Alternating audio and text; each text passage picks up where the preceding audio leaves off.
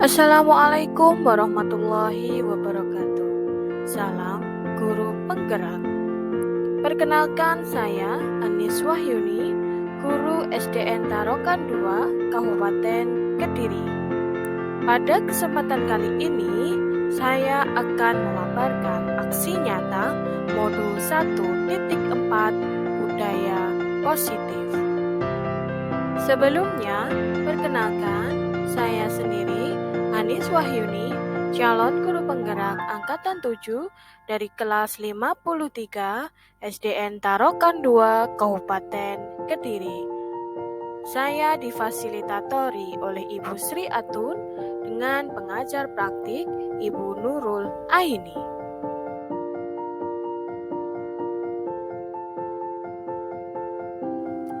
Pada aksi nyata modul 1.4 mengenai budaya positif, hal ini dilatar belakangi karena murid yang tidak suka peraturan karena selama ini jika mereka melakukan pelanggaran maka akan mendapatkan hukuman dan cenderung akan mempermalukan dirinya sendiri.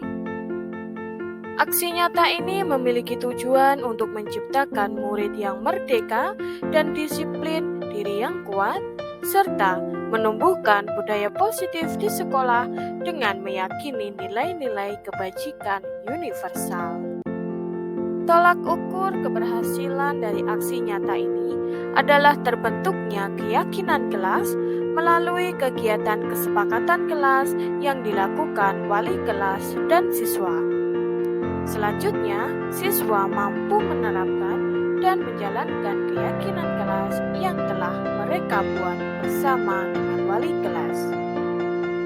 Kegiatan aksi nyata modul 1.4 budaya positif ini memiliki 4 tahapan, yaitu yang pertama, menghadap kepala sekolah untuk menjelaskan pentingnya penanaman budaya positif dan keyakinan kelas di sekolah, serta meminta izin untuk mendiseminasikan bersama rekan guru.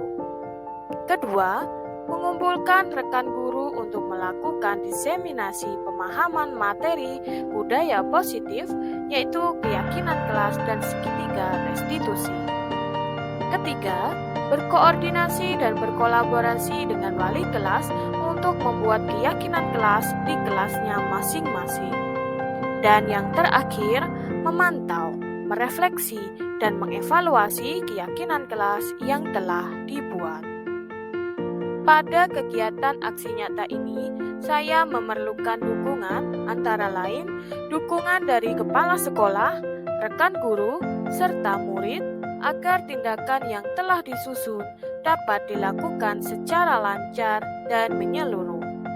Selain itu, saya juga memerlukan dukungan sarana dan prasarana untuk menumbuhkan budaya positif di sekolah. Yang terakhir, saya membutuhkan dukungan orang tua dalam melakukan budaya positif di rumah. Berikut ini merupakan kegiatan diseminasi di sekolah mengenai pemahaman dan pengalaman budaya positif.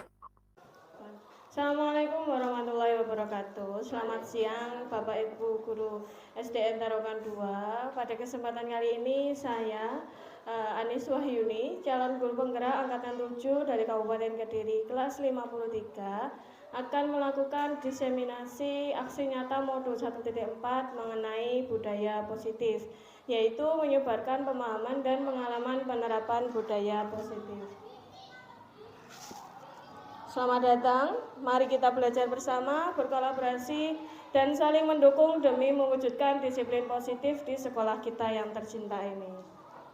Konsep utama pada modul budaya positif ini ada 7. Yang pertama yaitu mengenai perubahan paradigma belajar. Yang kedua mengenai disiplin positif. Yang ketiga kebutuhan dasar manusia. Yang keempat motivasi perilaku manusia. Yang kelima, posisi kontrol pada restitusi, keyakinan kelas, dan yang terakhir mengenai segitiga restitusi.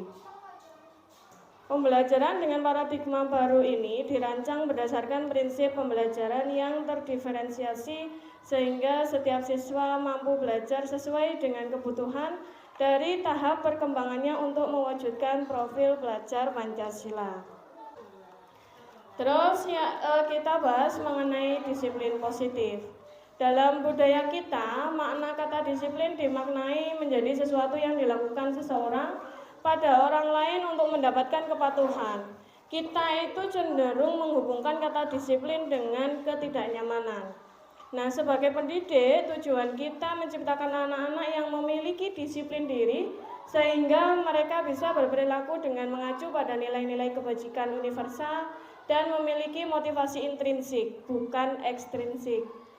Disiplin positif ini merupakan salah satu cara penerapan disiplin yang bertujuan untuk menumbuhkan kesadaran serta memberdayakan anak untuk melakukan sesuatu tanpa sogokan, ancaman maupun hukuman. Nah, manusia itu termasuk anak-anak dan kita memiliki 5 kebutuhan dasar. Yang pertama yaitu untuk bertahan hidup. Yang kedua, kebutuhan antara kasih sayang dan rasa diterima. Yang ketiga, penguasaan. Yang keempat, kebebasan. Dan yang terakhir, kesenangan. Motivasi perilaku manusia itu dorongan yang timbul pada diri seorang secara tidak sadar ataupun tidak sadar untuk melakukan suatu tindakan dengan tujuan tertentu. Ada 3 motivasi perilaku manusia. Yang pertama, menghindari ketidaknyamanan dan hukuman. Murid ini melakukan disiplin diri karena ia takut dihukum. Nah, karena faktor ia takut dihukum inilah yang dinamakan faktor ekstrinsik. Berarti dia melakukan disiplin karena adanya ancaman berupa hukuman. Yang kedua, mendapatkan imbalan atau penghargaan dari orang lain. Murid melakukan disiplin diri karena ia ingin mendapatkan imbalan. Ini merupakan motivasi ekstrinsik sama. Yang pertama tadi, dia melakukan disiplin karena adanya ancaman berupa hukuman. Yang kedua, dia juga melakukan disiplin karena adanya imbalan yang diiming-imingi berupa penghargaan dari guru. Ini sama-sama faktor ekstrinsik, padahal disiplin positif ini, budaya positif ini yang diharapkan adalah motivasi intrinsik. Yang ketiga yaitu menghargai nilai-nilai kebajikan diri sendiri. Nilai-nilai yang diyakini oleh siswa, nilai kebajikan ini adalah faktor intrinsik jika siswa melakukan disiplin ataupun budaya positif. Jadi yang diharapkan adalah penanaman budaya positif yang dilandasi dari keyakinan diri. Ada 2 konsep disiplin. Konsep disiplin yang pertama, konsep disiplin dengan identitas gagal. Jika adanya hukuman itu menyakitkan, tidak nyaman, murid takut, memaksa, murid menyembunyikan kesalahannya, dan murid menjadi rendah diri. Ataupun jika adanya penghargaan itu tidak efektif, merusak hubungan, mematikan kreativitas, menghukum dengan adanya sistem ranking, dan merampas hak untuk menghargai dirinya sendiri.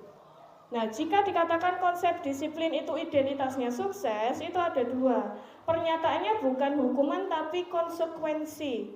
Jika siswa melakukan pelanggaran, maka bukan dikatakan dia mendapat hukuman, tapi dia mendapatkan konsekuensi atas apa tindakan yang dilakukan. Konsekuensi ini penguatannya jangka pendek, perlu monitoring yang berkelanjutan, adanya konsep stimulus dan respon, murid menghormati peraturan, dan kehilangan waktu untuk merenungi kesalahan.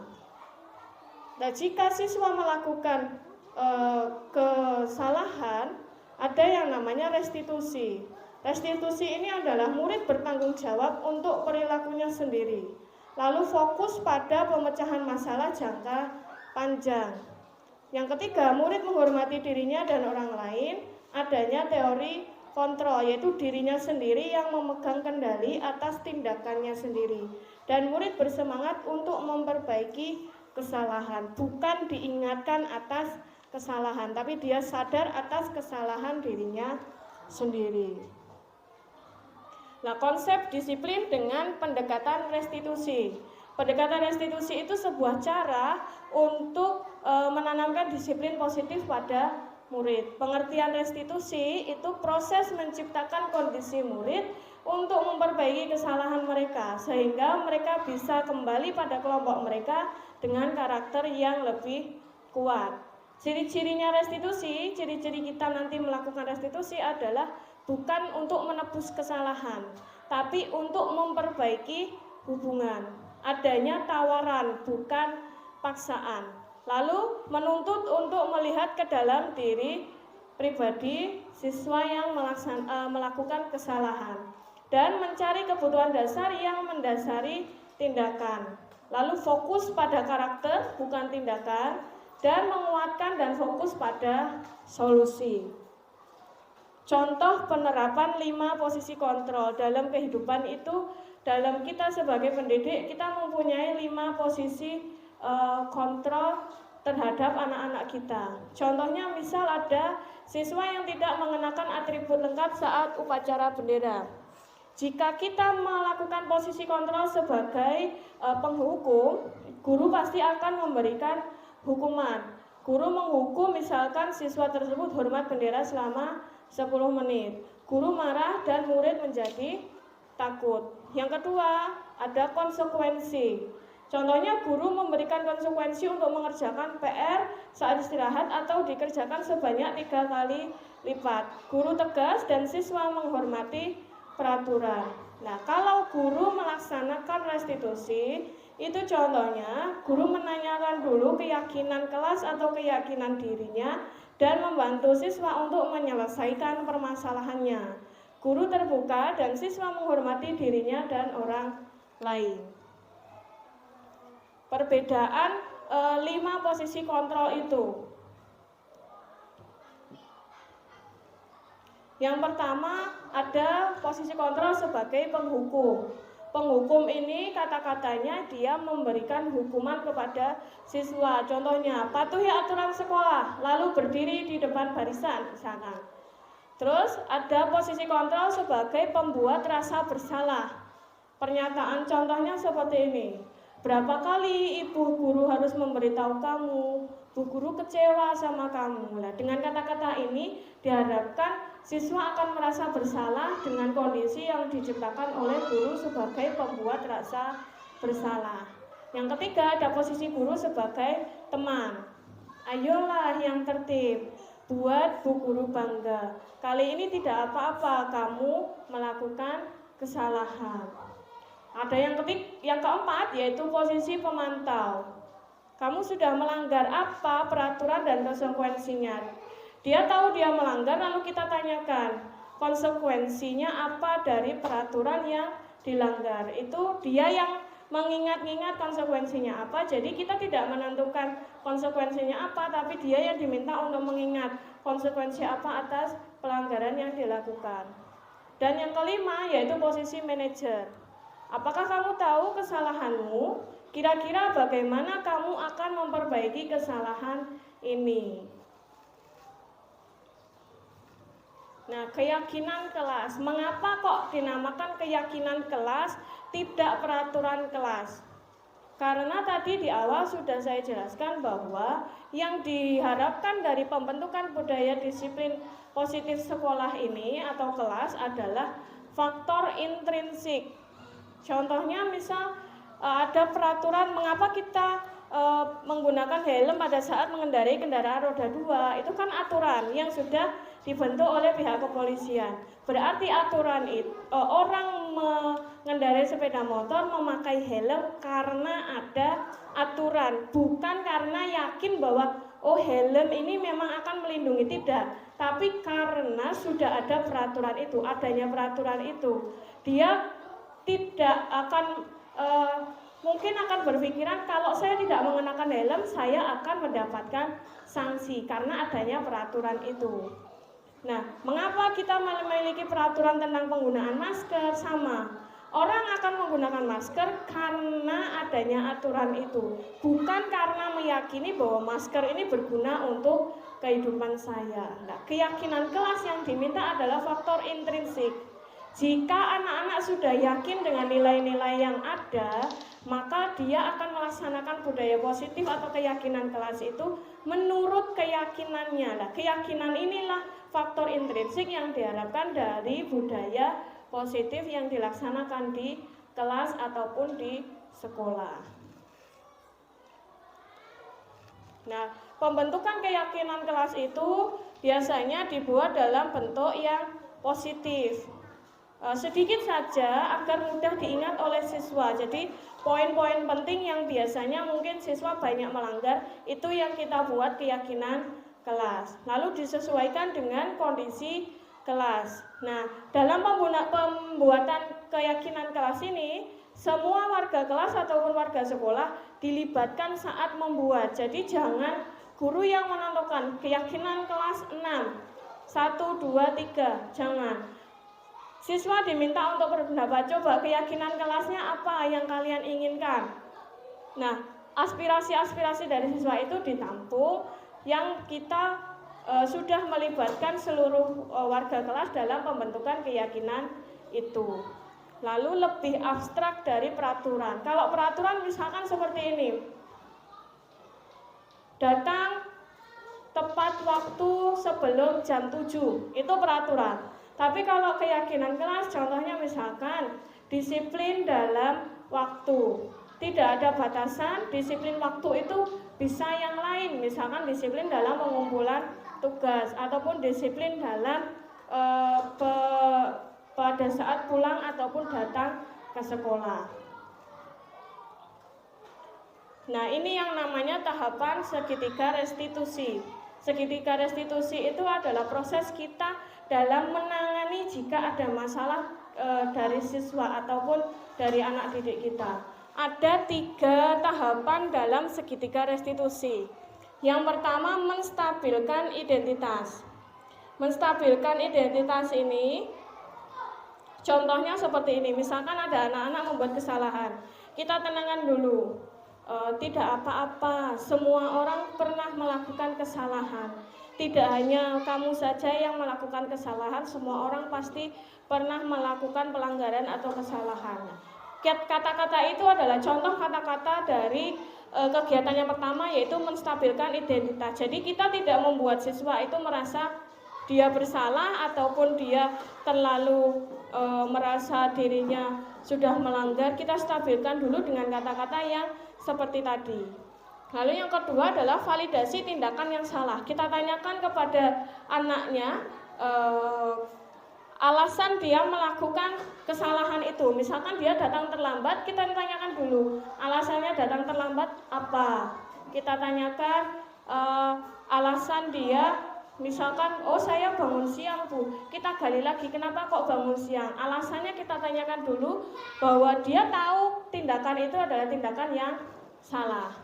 Lalu yang ketiga yaitu menanyakan keyakinan.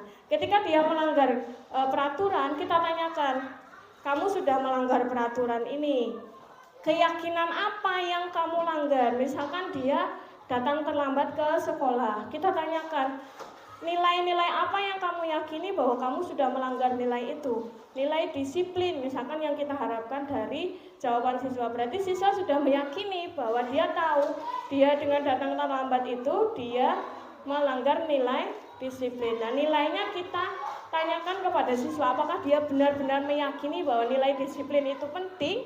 Jika iya, maka restitusi ini sudah berhasil. Nah, dalam penerapan program disiplin positif, hendaknya guru itu memiliki standar kepribadian, profesional dan sosial yang baik, di mana guru mampu merefleksikan pada posisi kontrolnya saat ini, bagaimana perjalanan dirinya sebagai seorang among, yaitu posisi manajer yang menuntun murid-murid menjadi insan yang mandiri, merdeka, dan bertanggung jawab. Ini menurut standar nasional pendidikan. Demikian Bapak Ibu guru yang bisa saya sampaikan mengenai budaya positif. Nah, semoga sesi belajar kita hari ini membawa manfaat sehingga dapat mewujudkan pelajar berprofil Pancasila. Salam merdeka belajar. Demikian, monggo jika ada Bapak Ibu yang ingin mengajukan pertanyaan atau masih ada materi yang sedikit mengganjal, silahkan. Saya Bu Anis. Ya, silahkan Bu, monggo. Terima kasih Bu Anis untuk penjelasan Bu Anis luar biasa, sangat Jelas Baris nggih? Yang saya tanyakan ini Baris, untuk keyakinan kelas, sejauh mana pentingnya keyakinan kelas ini untuk anak-anak? Terima kasih. Terima kasih Bu Narsi atas pertanyaannya. Keyakinan kelas, mengapa kok harus kita bentuk keyakinan kelas itu? Karena di dalam pelaksanaan budaya positif ini pasti tidak sedikit siswa yang akan melakukan pelanggaran atas nilai-nilai yang kita yakini, misalkan nilai disiplin tadi, ataupun ada nilai tanggung jawab, atau ada nilai kerjasama. Nah, mengapa kita bentuk keyakinan kelas? Jika keyakinan kelas itu ada di kelas kita masing-masing dan sudah diyakini oleh siswa, maka suatu saat jika siswa itu melanggar nilai-nilai yang sudah diyakini pada keyakinan kelas itu, kita bisa melakukan segitiga restitusi pada tahap menanyakan keyakinan. Kita sudah punya nilai pegangan, nilai-nilai yang kita tuangkan dalam keyakinan kelas itu sebagai patokan bahwa ketika dia melanggar itu, dia sudah melanggar nilai yang sudah ditetapkan. Jadi keyakinan itu tujuannya sebagai posisi kontrol dalam pelaksanaan kegiatan pembelajaran sehari-hari jika ada pelanggaran dari siswa. Jadi mengapa pentingnya? Penting karena dengan nilai-nilai keyakinan yang sudah dibentuk di kelas, diharapkan nanti proses pembelajaran itu bisa berjalan sesuai kodratnya anak, yaitu dia sebagai anak-anak, sesuai kodratnya anak dan sesuai dengan keyakinan kita sebagai penuntun dalam proses pembelajaran ini. Begitu. Terima kasih Baris, luar biasa. Dan saya insya Allah akan menerapkan ini di kelas ini. Terima kasih. Terima kasih Bu Narsi atas pertanyaannya. Karena waktunya juga sudah siang, demikian presentasi dari saya, pengimbasan mengenai disiplin budaya positif ini. Semoga kedepannya seluruh kelas memiliki keyakinan yang dibentuk. Jika pada semester ini tidak ada keyakinan kelas, bisa dimulai pada semester depan supaya lebih dapat mengendalikan proses pembelajaran di kelas. Terima kasih, saya akhiri, saya tutup. Wassalamualaikum warahmatullahi wabarakatuh. Assalamualaikum warahmatullahi wabarakatuh. Saya Ahmad Muklis Purwanto, Kepala SDN Tarokan 2, tempat di mana Ibu Anis Wahyuni mengajar. Saya bangga terhadap Bapak Ibu Guru di SDN Tarokan 2 yang punya kinerja dan etos kerja yang sangat tinggi, khususnya pada Ibu Anis yang pada tahun ini masuk menjadi calon guru penggerak. Semoga ilmu-ilmu yang didapatkan dapat ditularkan kepada rekan-rekan yang ada di sekolah, sehingga bisa diterapkan di sekolah untuk meningkatkan kualitas pendidikan di SDN Tarokan 2. Terima kasih dan wassalamualaikum warahmatullahi wabarakatuh. Assalamualaikum warahmatullahi wabarakatuh. Saya Sunarsih, guru di SDN Tarokan 2, Kecamatan Tarokan, Kabupaten Kediri, Provinsi Jawa Timur. Setelah mendapatkan diseminasi dari teman saya Bu Anis, saya merasa bersyukur alhamdulillah mendapatkan ilmu baru mengenai budaya positif di sekolah. Dengan itu tadi, semakin terbuka pemikiran saya agar dapat menerapkan keyakinan kelas sehingga dapat memenuhi kebutuhan belajar siswa. Semoga bermanfaat. Terima kasih. Wassalamualaikum warahmatullahi wabarakatuh.